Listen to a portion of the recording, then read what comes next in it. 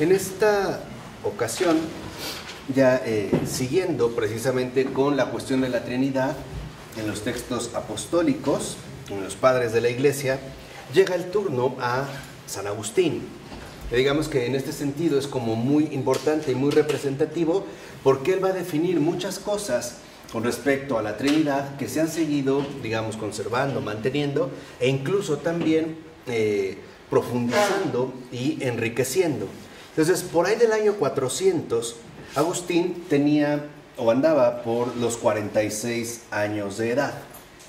Y a esa edad es cuando comienza precisamente uno de sus escritos quizá más reconocidos o más relevantes, que es el Tratado sobre la Santísima Trinidad.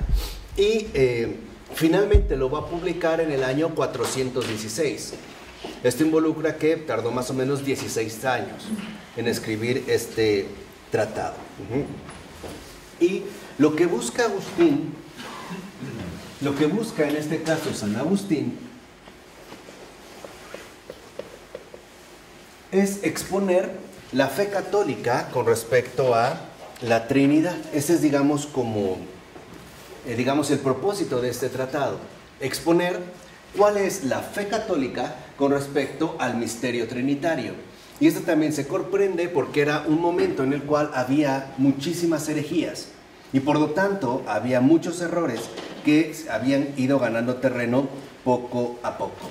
Entonces, para comenzar, son ya palabras de Agustín, dice que cuantos intérpretes católicos de los libros divinos del Antiguo y Nuevo Testamento ha podido leer, ¿no?, anteriores a él, sobre la Trinidad, que es Dios, enseñan básicamente que el Padre, el Hijo y el Espíritu Santo, de una misma e idéntica sustancia, se insinúa que son de inseparable igualdad, que poseen la misma unicidad y que en consecuencia no son tres dioses, sino uno solo. Este es, digamos, el primer punto que expone Agustín. Un solo Dios. ¿Se acuerdan que lo habíamos dicho anterior? Que eso no significa solitario, sino hablando justamente de su unicidad. Y en este sentido, también afirma, por ejemplo, Agustín, que aunque el Padre engendró un Hijo, el Hijo no es el Padre. Y aunque el Hijo es engendrado por el Padre no es el Hijo. Y el Espíritu Santo no es ni el Padre ni el Hijo, sino el Espíritu del Padre y del Hijo. Y la Trinidad no nació de María Virgen, ni fue crucificada y sepultada bajo Poncio Pilato, ni resucitó al tercer día, ni subió a los cielos, sino el Hijo solo. Entonces, aquí ya Agustín, digamos, empieza a insistir que al hablar del misterio trinitario, ¿no?, y comenzar mencionando o haciendo referencia a un solo Dios, tenemos que entender cuál ha sido la manifestación concreta precisamente de esta Trinidad. Por eso también insiste Agustín, ni siquiera la Trinidad descendió en la figura de paloma sobre Jesús en el bautismo, ni en la solemnidad de Pentecostés,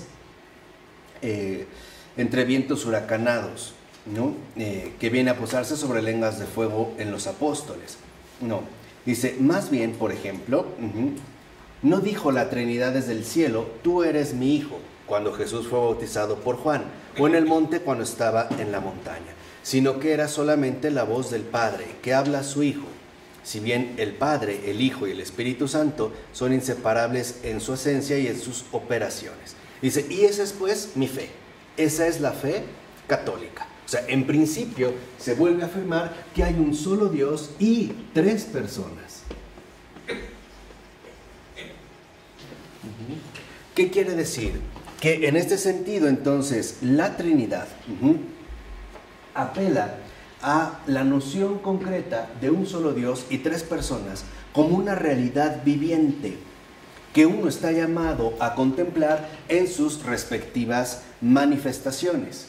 Pero, por ejemplo, los arrianos ponían mucha insistencia en las palabras de Jesús, el Padre es mayor que yo, que aparecen en Juan 14, 28. Y San Agustín explica con toda claridad cómo hay que entender, por ejemplo, este texto. Entonces dice Agustín, como muchos pasajes de los libros santos, a causa de la encarnación del Verbo, llevada a cabo para nuestra redención por Jesucristo, insinúan abiertamente y demuestran la superioridad del Padre sobre el Hijo, erraron entonces los mortales y no investigaron con diligencia la serie completa de las Escrituras, y por lo tanto le tienden a atribuir a Cristo una realidad inferior al Padre. Esa es, digamos, como la primera equivocación. Dice, en este sentido, ¿no será también que el Hijo es inferior a sí mismo? Dice, ¿por qué? ¿Por qué el Hijo sería entonces inferior a sí mismo? Porque se anonadó hasta tomar la forma de esclavo.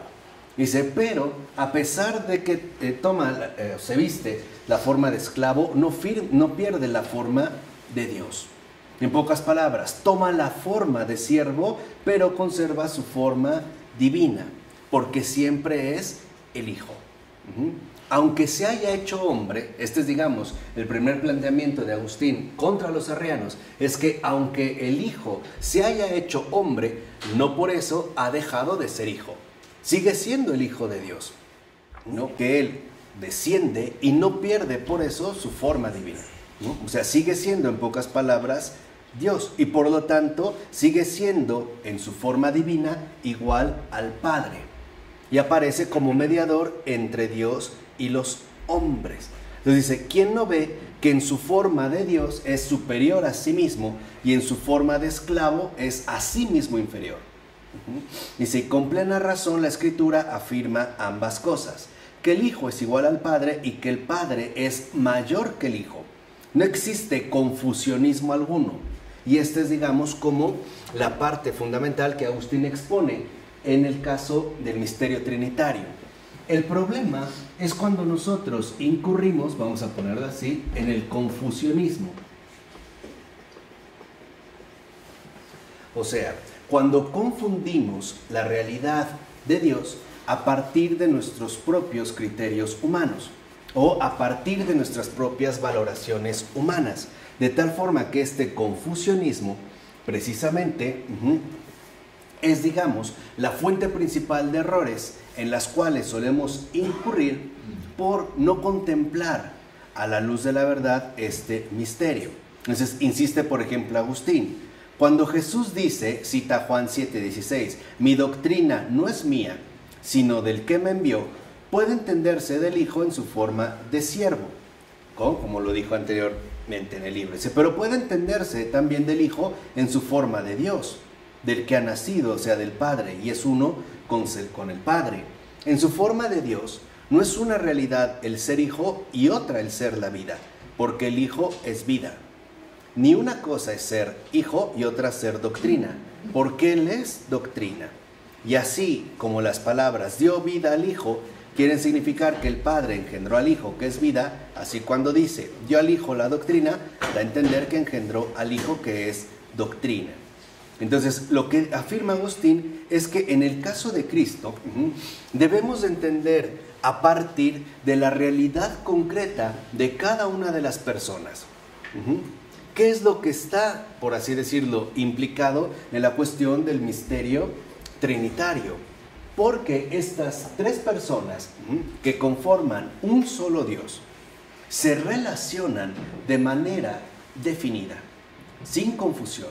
Y este es, digamos, como el primer paso, ¿no?, que da Agustín en ese sentido al respecto. ¿Por qué? Porque para Agustín el problema está en que no alcanzamos a comprender bien las relaciones que definen a las personas. Vamos a decirlo así, estas tres personas se definen en base a las relaciones. Podríamos decir, a las relaciones que mantienen entre sí. Y que estas relaciones, por ejemplo, involucran misiones divinas. Es, digamos, la relación la que en efecto le otorga a cada una de las personas su misión divina. Para no incurrir, en este caso, en el confusionismo.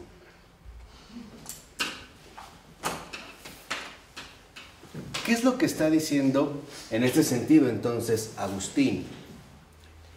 Que no confundamos a las personas, sino que atendamos a las relaciones que expresan cada una de ellas. Entonces, por ejemplo, dice Agustín, no podemos decir que uno es mayor u otro inferior. No, uno es el Padre, otro es el Hijo. Esta diferenciación es, digamos, lo importante a partir precisamente de la misión divina que correspondería a cada una de las personas. Uno es el Padre, otro es el Hijo y otro más sería en este caso el Espíritu Santo. Dice, uno es el Padre, el engendrador, otro es el Hijo, el engendrado. Aquel es el que envía, él el enviado. Entonces, no se trata de una cuestión de superioridad o inferioridad, sino la misión divina que puede ser asignada a cada una de estas tres personas.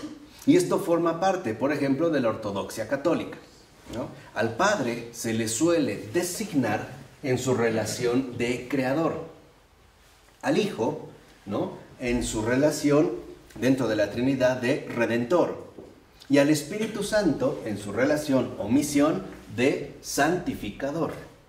Los tres están implicados, pero cada uno de ellos destaca en una misión en particular. Nunca actúan, por así decirlo, en solitario, sino que más bien, en este sentido, entendamos cómo opera la Trinidad. ¿Cuáles son sus modos de operación? ¿Qué es lo que les decía hace un momento? ¿En qué consisten precisamente sus modos de manifestación? Si nosotros queremos entender a la Trinidad, debemos apelar a las relaciones que mantienen entre ellos. La relación, por ejemplo, filial que se da entre el Padre y el Hijo. La relación, en este sentido también, parental que se da entre ellos y el Espíritu Santo. En el sentido de que conforman una misma unidad, una familia verdaderamente en unidad. Y cada uno realizará en particular una especial misión divina que lo puede o nos ayuda a identificarlo o a diferenciarlo más bien de las otras personas. Entonces, insiste Agustín, dice, no solo porque el Verbo se hizo carne podemos decir que es la misión del Hijo, sino también porque fue enviado para que se hiciese carne y con su presencia corporal obrara cuantas cosas estaban escritas en él. Entonces, la misión del Hijo es darnos a conocer al Padre. La misión del Espíritu Santo es santificarnos para el Padre. ¿Y cuál es la misión del Padre? Enviar a su Hijo para la salvación de nosotros. Y enviar a su Espíritu para la santificación de nosotros. También crear todo nuevo. Sí, claro. O sea, de tal forma que aparezca la nueva criatura, ¿no? O sea, la nueva criatura cuya forma corresponde a los hijos de Dios. Entonces, es muy importante, y esto es fundamental, que veamos que las relaciones que se dan al interior, por así decirlo, de la divina Trinidad y su misión divina, también involucran una relación particular con nosotros los hombres. Y es la manera en la cual, en efecto, nosotros podemos tener un mayor acercamiento hacia el misterio trinitario. Podemos decir que el Padre nos creó, el Hijo nos salvó y el Espíritu Santo nos santificó. Estas tres operaciones apuntan al mismo núcleo, a Dios, que es finalmente uno solo. Entonces, esto es fundamental para que veamos, por ejemplo, de qué manera está dada la relación en el misterio trinitario. De tal forma que la creación se da porque previamente está la redención. Acuérdense, antes de la creación está la redención. Y también porque junto con la redención está dada la santificación. Por ponerlo de esta manera. que es como una forma muy figurada, que de hecho está inspirada en San Ignacio de Loyola, en una de sus contemplaciones que tuvo precisamente sobre el misterio trinitario.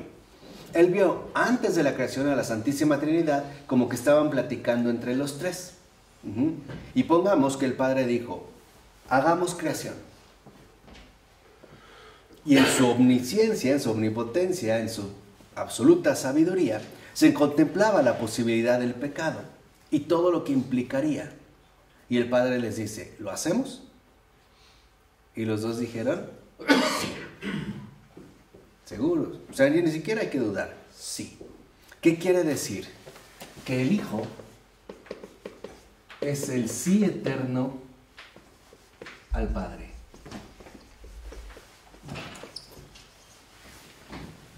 El Hijo es el sí eterno al Padre. ¿Qué es entonces cuando el Hijo viene al mundo y nos quiere manifestar al Padre? Nos quiere enseñar cómo conocer al Padre a través de decirle enteramente sí.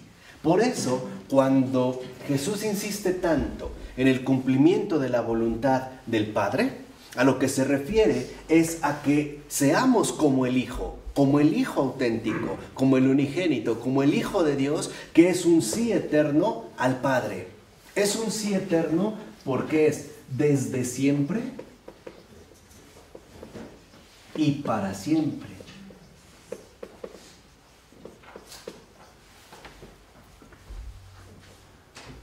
Y este sí eterno al Padre es decirle sí a su amor infinito que sobrepasa toda medida. Eso es lo que a nosotros nos cuesta en realidad tanto trabajo. ¿Por qué? Porque en nuestra condición humana tendemos a suponer que el Padre se comporta no como amor, sino como otra cosa, ¿no? En pocas palabras, tenemos una cierta fijación en considerar que no podemos ser amados así como somos, que tendríamos que realizar cambios espectaculares para que realmente pudiéramos merecer este amor. Y esto es, digamos, como el problema con el hombre, que no es capaz de aceptar fácilmente este amor que en realidad lo busca, lo anhela, porque nuestra tendencia humana es no soy digno o no soy merecedor. Por eso, porque el Hijo es el sí eterno al Padre, el Padre es el sí eterno al Hijo. Cuando el Padre dice, hagamos la creación, el Hijo dice, sí. Y el Espíritu Santo también dice, sí. Y el Padre dice, sí. La obra es conjunta. El Hijo es el sí eterno al Padre. El Padre es el sí eterno al Hijo, a lo que el Hijo dijo. No es un juego de palabras, para lo que el Hijo dijo. El Hijo dijo, sí, la redención. ¿Y el Padre qué dijo? Sí a eso, sí a lo que tú has dicho. Y el Espíritu Santo, si lo ven aquí aparece el sí eterno al Padre, es el sí eterno al Padre y al Hijo.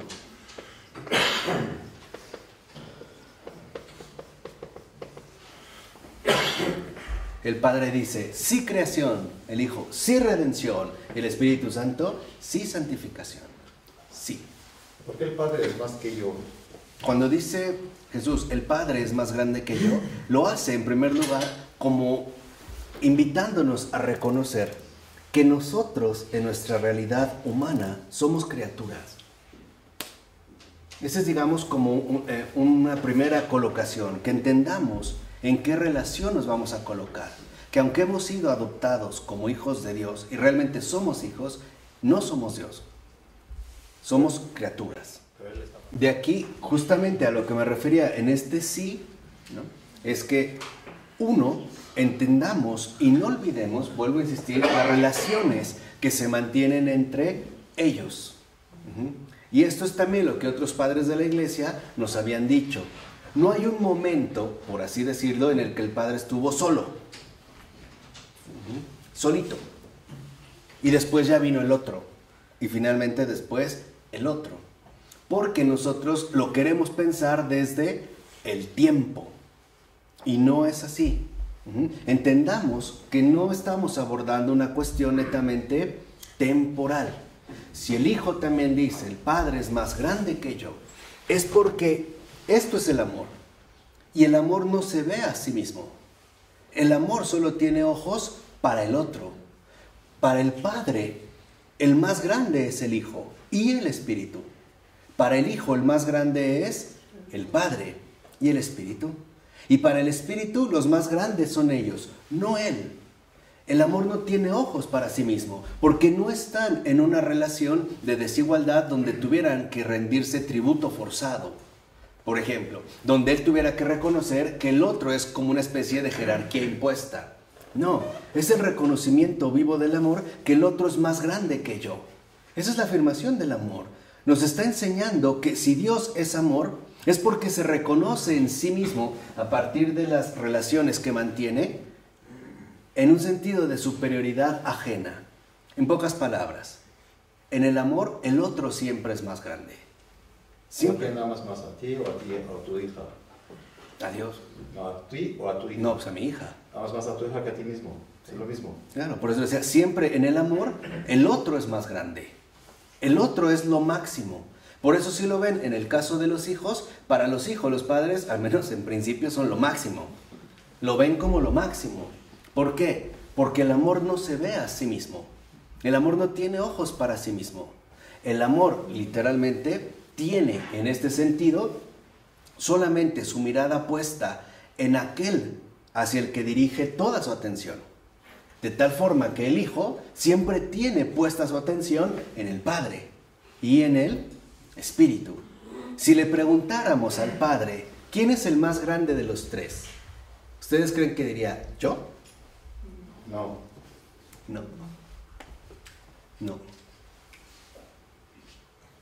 Probablemente diría mi Hijo y el Espíritu. Y no olvidemos algo importante. Para poder acceder de una manera concreta y ortodoxa al misterio trinitario, tenemos que empezar por el Hijo, porque Él es el que lo revela. Él es el que se ha hecho carne. Si yo quiero empezar de cero sin el Padre, me equivoco. Y eso lo dijo el propio Jesús. Nadie va al Padre si no es por mí. Incluso la concepción del misterio trinitario. Porque es el Hijo el que nos ha revelado este misterio. Por eso, si lo ven, en este caso, empezamos ¿con quién? Con el Hijo. No porque sea más grande, sino porque es el que se ha manifestado en carne. Y es literalmente el mediador entre Dios y los ¿qué? Y los hombres. A veces tenemos una cierta tendencia a omitir al Hijo y querer llegar, por así decirlo, por cuenta propia, al Padre. Pero ahí corremos el riesgo de extraviarnos. Hay que entender que a veces las palabras de Cristo son palabras que hablan de sí mismo y a veces son palabras que se dirigen a los hombres, ¿no? Pero por lo regular siempre mantienen un significado amplio, ¿no? Digamos, en un significado en este sentido mayor. Entonces dice, el que puede entender la generación intemporal del Hijo en el seno del Padre, entiende también la procesión intemporal del Espíritu Santo de ambos.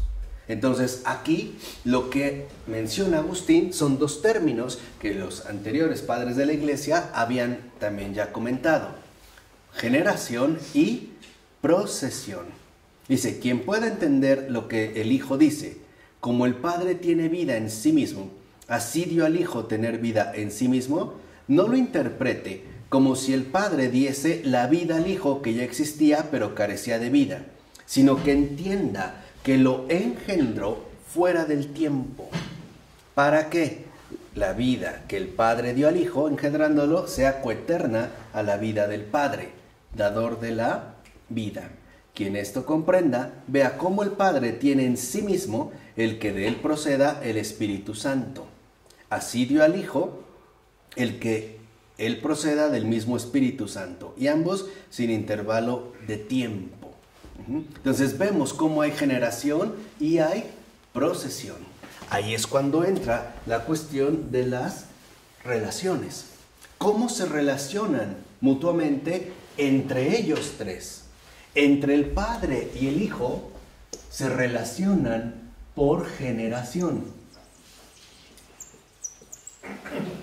Y el Espíritu se relaciona con el Hijo y el Padre, aquí me puse, por procesión, procede de los dos.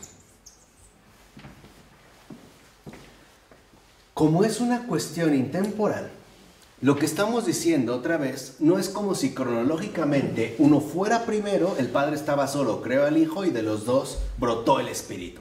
No. Lo que estamos tratando de hacer, y es hacia lo que nos lleva San Agustín, es a entender las cuestiones que son una realidad intemporal bajo las relaciones que mantienen entre sí. Vamos a decirlo, para entender lo mejor posible este misterio trinitario. Entender, en pocas palabras, que la relación que se da entre el Padre y el Hijo no es de la misma manera que la relación que se da entre el Espíritu y el Padre y el Espíritu y el Hijo. Entre el Padre y el Hijo podemos hablar por generación, pero la relación que se mantiene con el Espíritu Santo es por generación. Acuérdense que Agustín lo que nos está diciendo es que no incurramos en el confusionismo. Que no querramos asignarle una relación o una misión a alguna de las personas de la Trinidad que no posee. Vamos a decirlo así, no es otra vez un juego de palabras. El Padre es el Padre, el Hijo es el Hijo y el Espíritu Santo es el Espíritu Santo. Hay unidad entre ellos, mas no confusión. Este es, digamos, lo importante. Por eso, cuando se habla de generación o de procesión, es una herramienta para no confundir a cada una de las tres personas. Vamos a decirlo así, es la mejor manera que en términos humanos tenemos para comprender este misterio, pero no para agotarlo. Es el término, por decirlo así, que podemos utilizar. ¿Sí me explicó? Es el término que en efecto se puede utilizar para entender este tipo de relaciones. De ahí pues, por ejemplo, que continúe en este sentido Agustín. El Hijo es nacido del Padre, el Espíritu Santo procede del Padre y por don del Padre. Procede de los dos, como de un principio común. Se lo podría llamar Hijo del Padre y del Hijo, si lo que en buen sentido rechaza con horror, ambos lo hubieran engendrado. Y no fue así. De los dos procede el espíritu de ambos, pero por ninguno de ellos fue engendrado. ¿Qué quiere decir? Que la relación que mantienen las tres personas entre sí es diferente. Lo cual quiere decir que la Trinidad es un principio. Es el principio de todo. Ese es justamente el principio de todas las cosas, de las cosas creadas, tanto visibles como invisibles. Cuando nosotros hacemos nuestra profesión de fe, o sea, cuando profesamos el credo, hablamos de las tres personas. Y literalmente podríamos decir, ¿cuál es la más importante de las tres? Depende de qué misión estamos hablando. Vuelvo a repetir, ha sido habitual que si nos referimos a la creación, pareciera que el Padre destaca. Pero si nos referimos a la redención, pareciera que el Hijo destaca.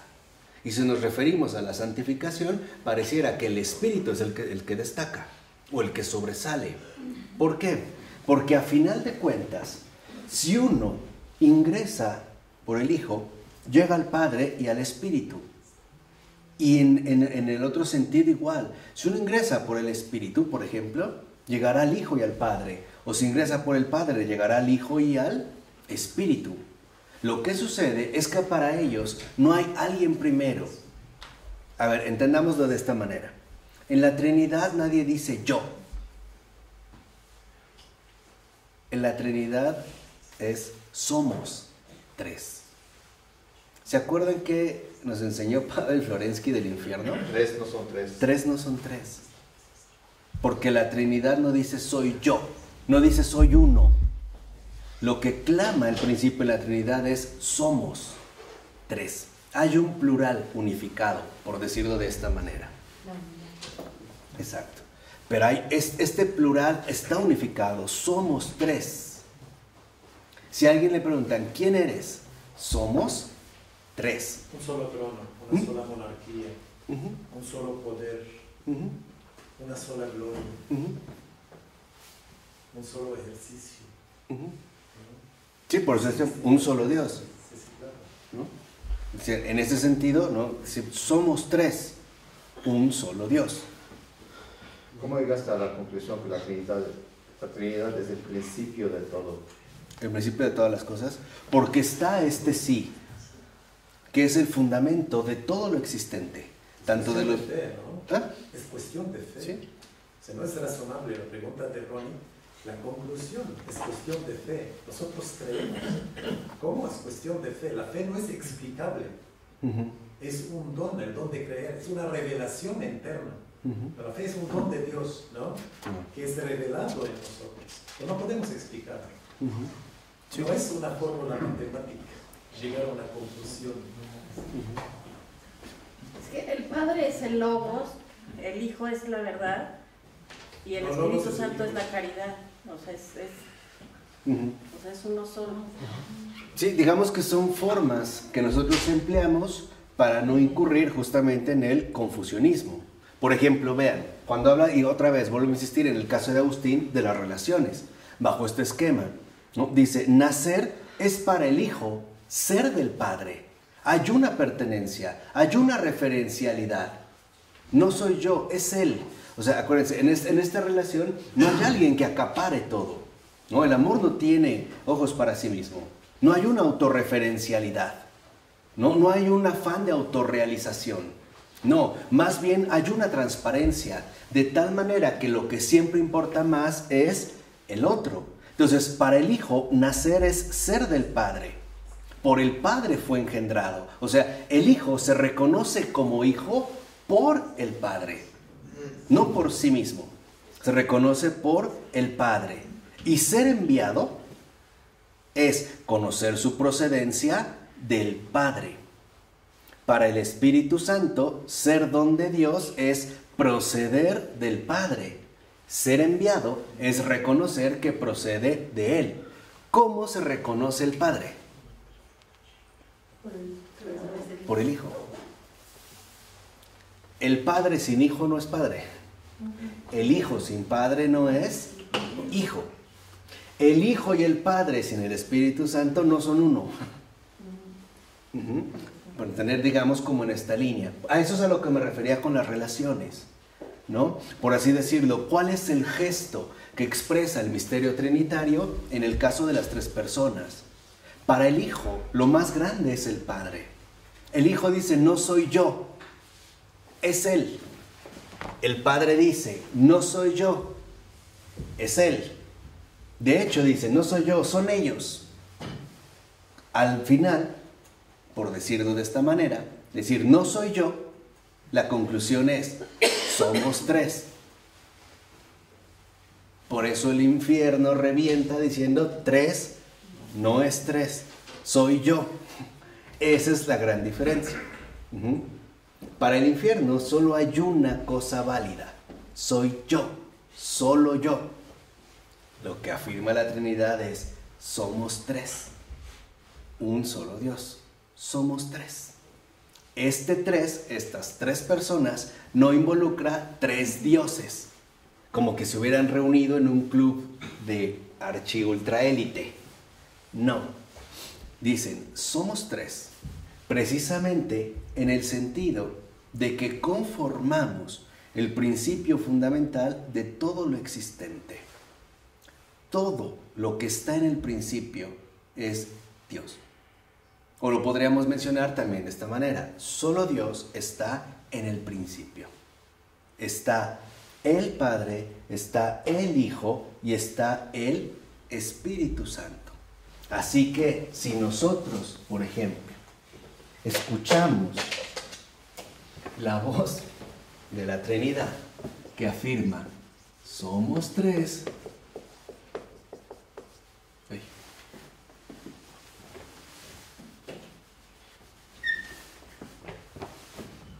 Ojalá capten lo que quiero decir. Aquí está el 3 y 1, la triunidad.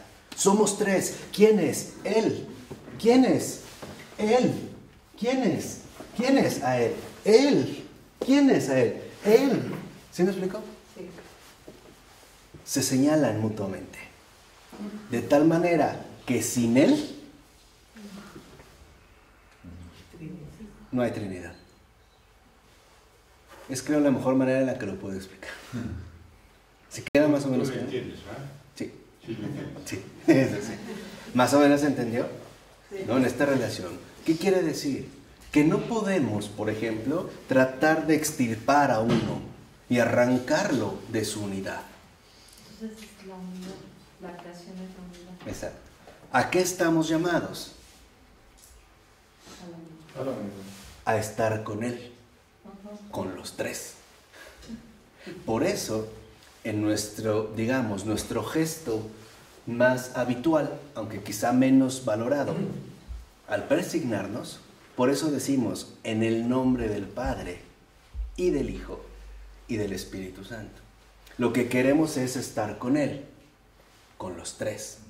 Vuelvo a repetir, si preguntamos, ¿cuáles tres? Y le preguntamos a Él, ¿Él qué nos dice? Él. Oh, vamos con Él.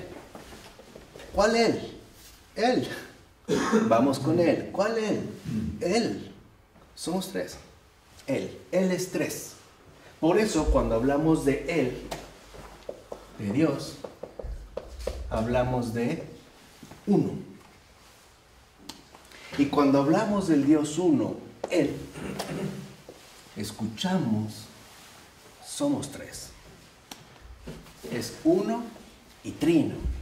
Es Él. ¿Qué quiere decir? Que Dios nos quiere completamente para sí.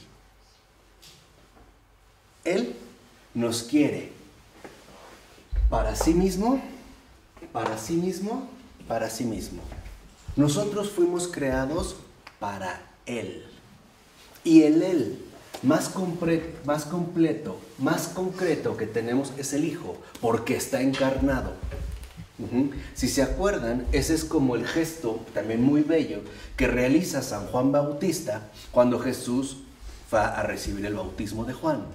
Lo que hace Juan al verlo de lejos es señalarlo. Ese es. Es tanto como decir, es Él. Él es. Ahí está, Él. Comiencen por Él, con Él y para Él.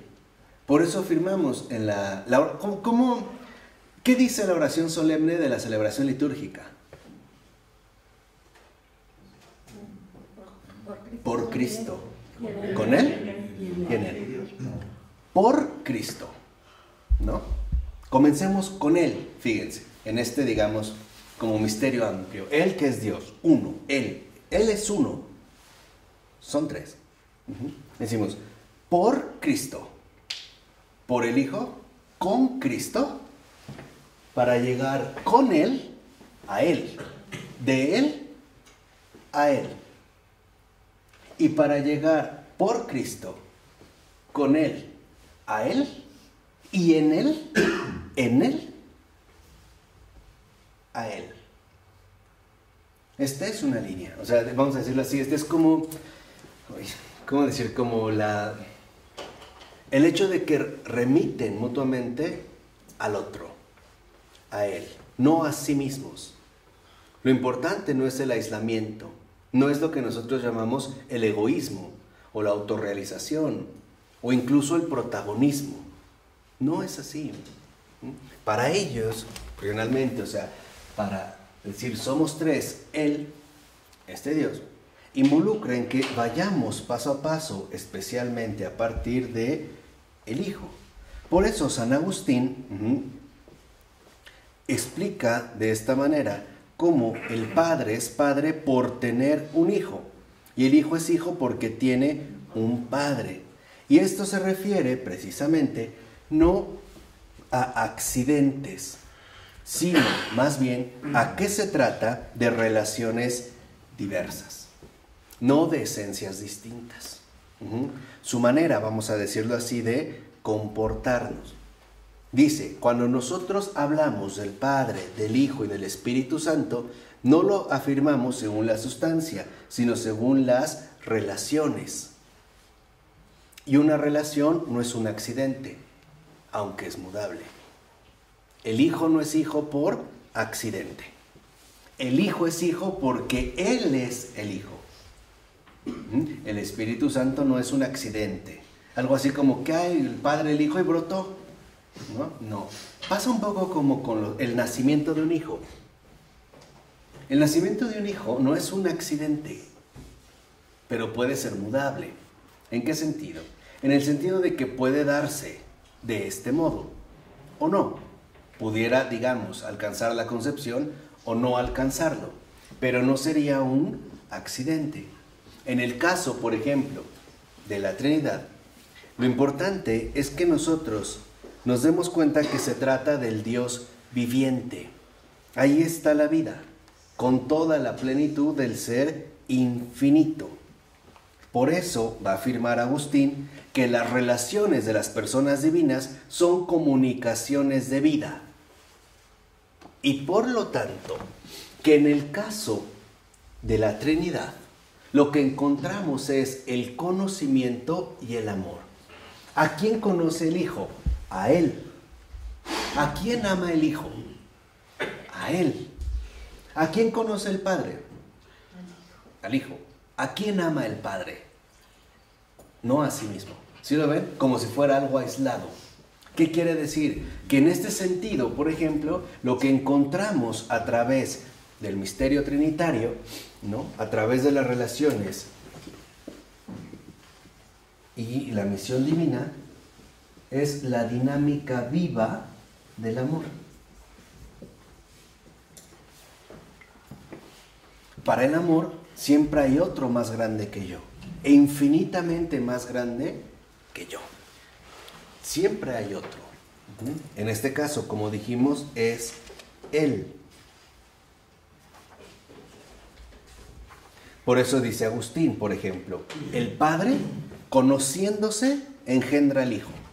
Amándose el Padre y el Hijo es como existe el don del amor, que es el Espíritu Santo. Es en esta misma dinámica, ¿no? Vuelvo a repetir esto último.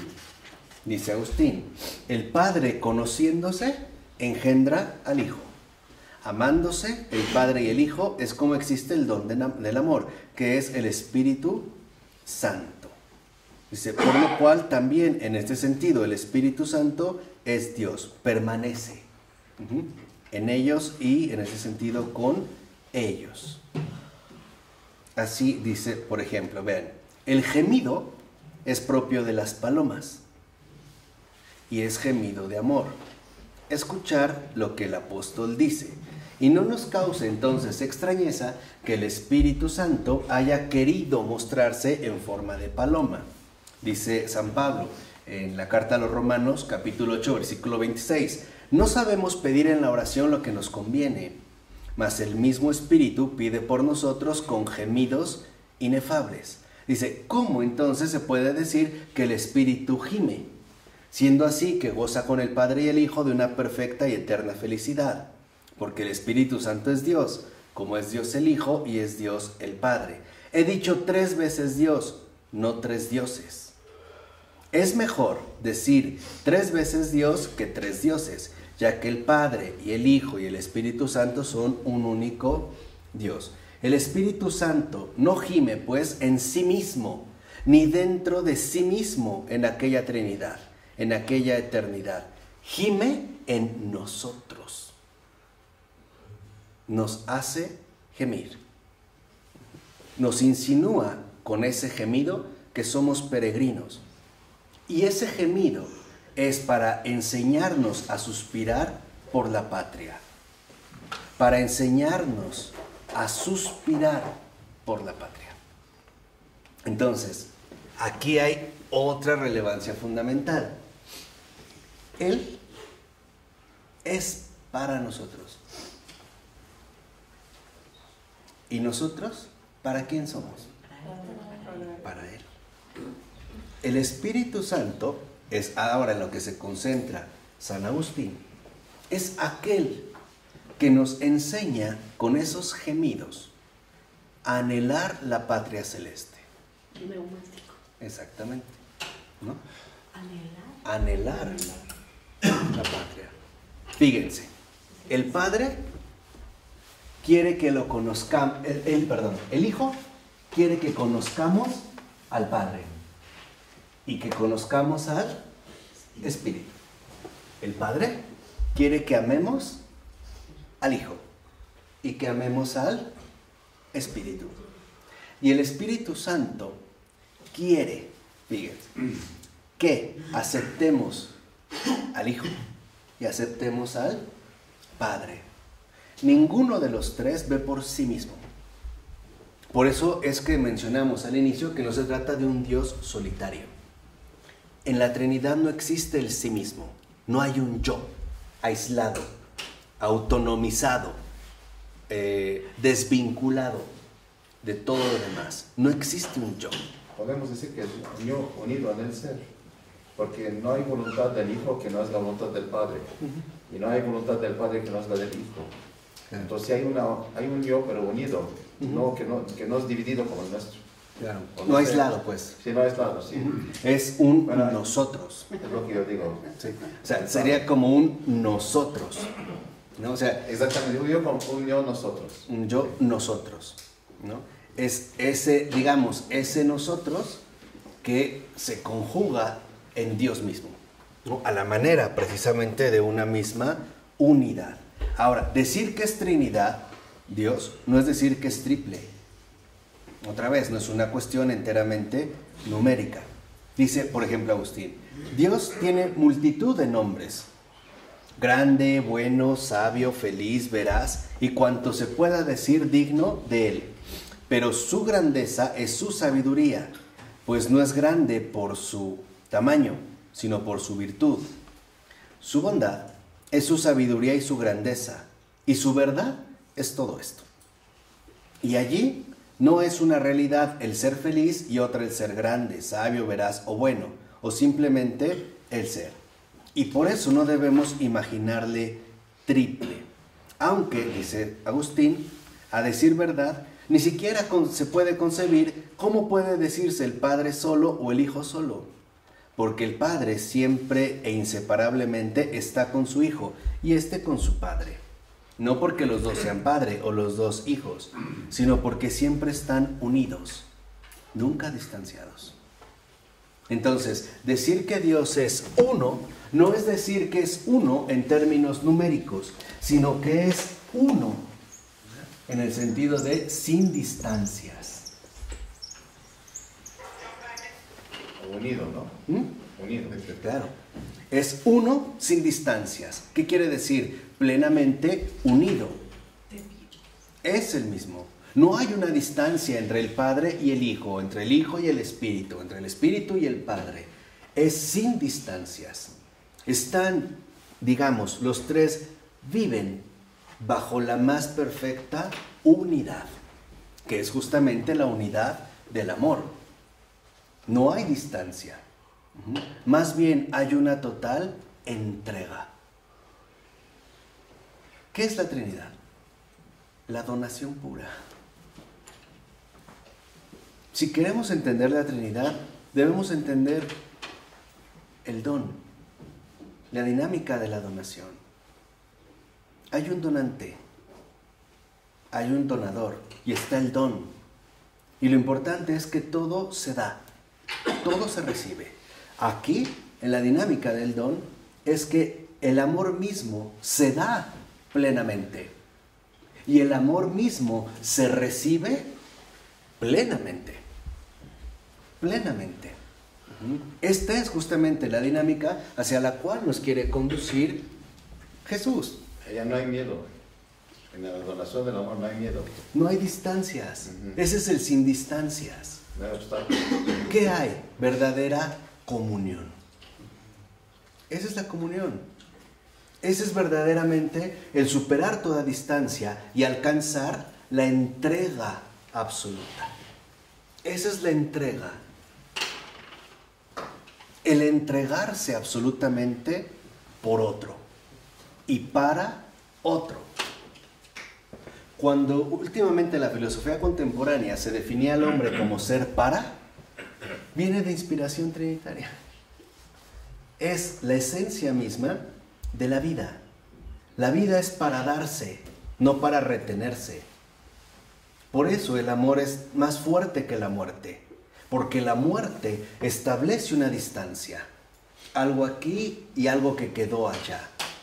En cambio, el amor reúne todo, lo unifica, lo condensa y se mantiene siempre vivo, como el agua viva. ¿Se acuerdan cuando el Señor habla del agua viva que dará? ¿Por qué? Porque un agua estancada se apesta, ¿o no? Se pudre. Pero ¿qué pasa cuando está en movimiento continuo? Está fresca, es agua viva. Ahí está el agua viva. El agua viva es la Trinidad. El agua que no se estanca, que no dice yo, que no toma distancia o separación, que no conoce la separación, que solo conoce la integración, la unificación, la entrega, la donación, la renuncia, el sacrificio, la humildad. Ahí está la Trinidad. Es el amor mismo. Es el amor vivo. La dinámica misma justamente del amor. Lo podemos conceptualizar de muchas maneras, pero algo es una realidad. El amor no es un concepto, es una experiencia. El amor es una encarnación. Y ante esta experiencia, muchas veces las palabras sobran, pero las alabanzas abundan. Por eso es Agustín el que va a hablar de el amante, el amado y el amor. Es la mejor manera de entenderlo. ¿Quién es el amante? Padre, ¿Quién es el amado? Hijo, ¿Quién es el amor? Espíritu Santo.